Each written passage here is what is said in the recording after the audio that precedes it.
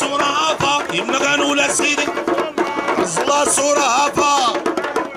هذا هو عيدنا، هذا هو عيدنا، الله ينصر سيدنا. هذا هو عيدنا، هذا هو عيدنا، هذا هو عيدنا، هذا هو عيدنا، هذا هو عيدنا، هذا هو عيدنا. بارك الله عليهم، بارك الله عليهم، بارك الله عليهم. محمد السادس شريف العلاوي، السادس محمد السادس، محمد السادس، محمد السادس، محمد السادس. الصحراء مغربية، والصحراء مغربية، الصحراء مغربية، الصحراء مغربية. هبا ديما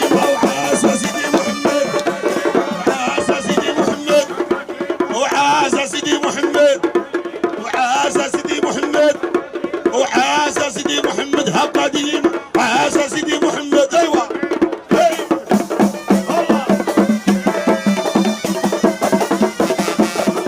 والصلاة على ذي المقام المحمود والحوض المولود، ثم الرضا عن آله وأصحابه من كانوا في الحق خير الجنود، وعلى من تبعهم بإحسان إلى اليوم. نرحب بكم في هذا الاحتفال الذي يؤكد على وطنية هذه الجمعية وعلى وطنية أعضاء مكتبها ومنخرطيها الذين أبوا إلا أن يحتفلوا بذكرى غالية على قلوب المغاربة، ألا وهي ذكرى المسيرة الخضراء. سوف نأتي على ذكرها وعلى ذكر ما رافقها هذه السنة من احتفالات أخرى، حيث هب الشعب المغربي عن بكرة أبيه للاحتفال بقرار مجلس الأمن 2797 الذي أكد أن الحكم الذاتي في إطار الشرعية وفي إطار السيادة المغربية. من الشيطان الرجيم. بسم الله الرحمن الرحيم. إن الذين قالوا ربنا الله ثم استقاموا تتنزل عليهم الملائكة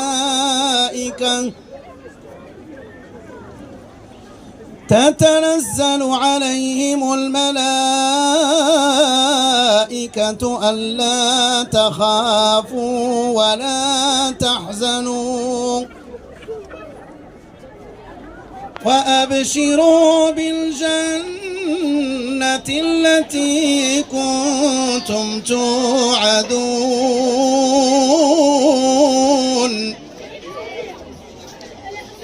نحن أولياؤكم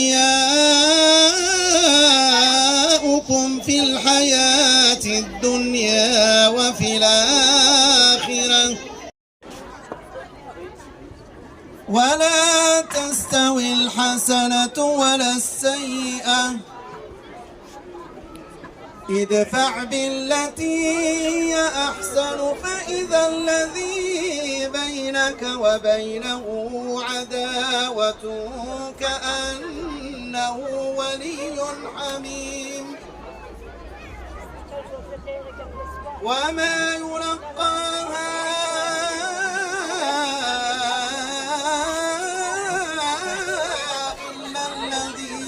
صبروا وما يلقاها. آمنت بالله صدق الله العظيم. فذلك لم يكن لولا جهود جماعة مجاط في هذا الحفل رفقة جمعية أمل المنتزه للتنمية. فشكرا لهؤلاء الرجال وشكرا كذلك للسلطات المحلية التي أتاحت لنا اللقاء في هذه الساحة المباركة. حضوركم حضرات السادة والأفاضل وحضور ساكنة حي المنتزه بمجاط.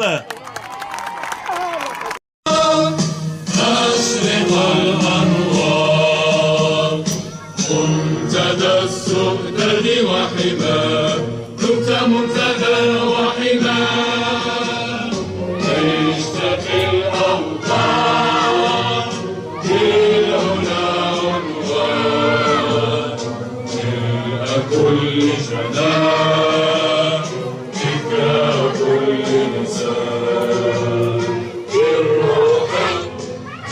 جسدي هب فتاة لب نداء في فمي وفي دمها وقطر ونار إخوتي هيا للعلا سعيا نشهد الدنيا أنه لا نحيا بسم الله الرحمن الرحيم. الحمد لله وحده والصلاة والسلام على أشرف المرسلين. السيد الباشا المحترم تعذر عنه الحضور، السيد القائد كذلك، السيد رئيس جماعة مجاط المحترم، السادة أعضاء جماعة مجاط المحترمين، السادة المنابر الإعلامية المواكبة لهذا الحدث، السيدات والسادة الحضور الكريم، فعاليات المجتمع المدني، سكان حي المنتزه والمناطق المجاورة، وساكنة مجاط بصفة عامة. نجتمع اليوم كمجتمع مدني بأحياء المنتزه والأحياء حي السلام بأشطره والأحياء المجاورة لهما بقلوب يملأها الفخر والاعتزاز للاحتفال بهذه الذكرى 50 للمسيرة الخضراء المضفرة، هذا الحدث التاريخي العظيم الذي رسخ وحدتنا الوطنية وأكد للعالم أجمع إصرارنا على استرجاع صحرائنا الغالية. في مثل هذا اليوم، في مثل هذا الشهر من عام 1975 لبى المغاربة رجالا ونساء نداء القائد المؤسس جلالة المغفور له الحسن الثاني طيب الله ثراه، وانطلقوا في مسيرة سلمية حاشدة حاملين المصاحف والأعلام الوطنية، مؤمنين بعدالة قضيتهم ومتسلحين بإرادة لا تلين. لقد كانت المسيرة الخضراء تعبيرا صادقا عن عبقرية الملك الراحل وحنكته، حيث استطاع بحكمة وشجاعة أن يحول هذا الحدث إلى رمز للوحدة والتلاحم بين الشعب والعرش، وأن يثبت للعالم أجمع أن المغرب قادر على تحقيق أهدافه المشروعة بالطرق السلمية. إننا اليوم ونحتفل بهذه الذكرى الغالية، فستحضر بكل إجلال وإكبار تضحيات الآباء والأجداد الذين شاركوا في المسيرة الخضراء، ونستلهم من هذا الحدث العظيم قيم الوحدة والتضامن والتضحية من أجل الوطن. كما نجدد العهد والولاء لصاحب الجلالة الملك محمد السادس نصره الله، مؤكدين دعمنا الكامل لجهوده الدؤوبة من أجل تحقيق التنمية الشاملة والرخاء لجميع المغاربة، ومواصلة مسيرة البناء والنماء التي بدأها أسلافه الميامين. إن الذكرى 50 للمسيرة الخضراء فهي مناسبة لتجديد العهد على صون وحدتنا الترابية والتشبث بهويتنا الوطنية، والعمل بجد وإخلاص من أجل بناء مغرب قوي ومزدهر، مغرب يسوده الأمن والاستقرار والتقدم تحت الرعاية السامية لصاحب الجلالة محمد السادس نصره الله. هنيئا لنا بهذا الإنجاز التاريخي، ودائما شعارنا الخالد الله الوطن الملك. فمرحبا بالحضور الكريم، ومرحبا بساكنة المنتزه والأحياء المجاورة ومرحبا بالسيد خليفة القائد الذي لم نذكره سابقا، فمرحبا وألف مرحبا، ومرحبا بساكنة مجاط بصفة عامة وساكنة مكناس. الناس يعرفونك أنا استغلالي والحياة فرص، غادي نستغل الفرصة ونستعيد السيد رئيس الجماعة لإلقاء كلمة بالمناسبة. تفضل السيد الرئيس. خير ما أفتتح به هذه الكلمة هو ما افتتح به عاهلنا المفدى جلالة الملك محمد السادس نصره الله خطابه لشعبه الوفي بعد أعوذ بالله من الشيطان الرجيم إنا فتحنا لك فتحا مبينا. في البداية أتقدم بالشكر الجزيل لجمعية أمل المنتزه ومن خلالها لكل ممثلي المجتمع المدني على مستوى تجزئة المنتزه وتجزئة البريدية وعموم ساكنة نجار. صراحة يعجز اللسان على وصف هذه الأجواء الجميلة، هذه الأجواء الاحتفالية، هذه الأجواء النابعة من قلب المواطن المغربي الذي يؤمن بوحدة الصف. كما نفتخر أيضا بالمكتسبات الدبلوماسية التي حققها المغرب بقيادة جلالة الملك محمد السادس نصره الله.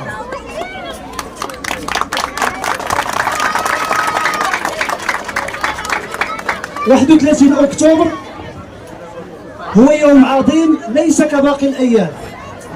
31 أكتوبر جاء ليتوج قرارا أمميا حسم فيما هو كان محسوم أصلا. فالكل يعرف بأن المغرب يوجد في صحرائه والصحراء توجد في مغربها، والقرار الأممي 2797 لم يأتي من عبث وإنما أتى من مجهودات كبيرة دبلوماسية ومن غيرة المواطن المغربي على وحدة بلده ومن وحدة الصف. وسيبقى شعارنا دائما هو الله الوطن الملك.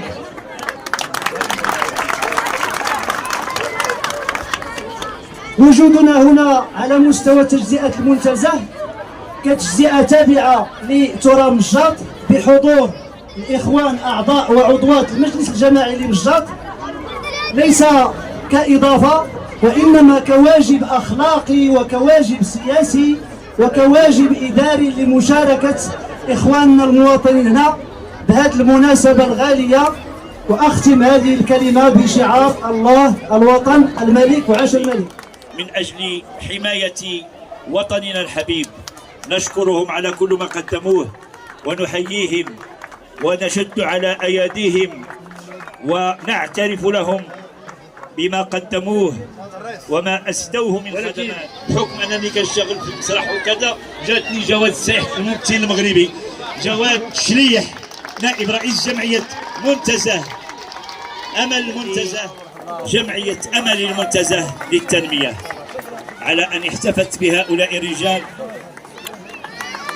وشكرتهم على ما قدموه، على تضحياتهم العظام، على مدير مصالح جماعة مجاط.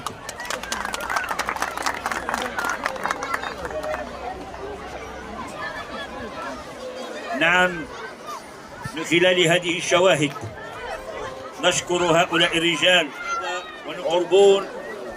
وفاء وكذلك تعبير عن الثناء وعن الشكر. هي عربون ليك وشكر ليك على كل ما قدمتي، ونحن واقفون لا ننسى شهداء الكرامة، شهداء العزة، شهداء مغربنا الحبيب الذين ضحوا بالغالي والنفيس في سبيل أن نعيش هذه اللحظة. وهنا غنطلب من الجميع أننا نقرأ الفاتحة على هذه الشهداء. الحمد لله رب العالمين الرحمن الرحيم مالك يوم الدين إياك نعبد وإياك نستعين اهدنا الصراط المستقيم صراط الذين أنعمت عليهم غير المغضوب عليهم ولا الضالين آمين. سبحان ربك رب العزة عما يصفون وسلام على المرسلين والحمد لله ربنا وارضى علينا وارحمنا يا الله. وارحم والدينا واللي رباونا مرضانا يا رحيم ترحمنا يا رحيم ترحمنا يا رحيم ترحمنا يا نعم الجوادي بالجنة نحمنا خاين الله حبيب ربي داوينا في شعار في شعار في شعار اللهم صل وسلم على حبيب مولاي محمد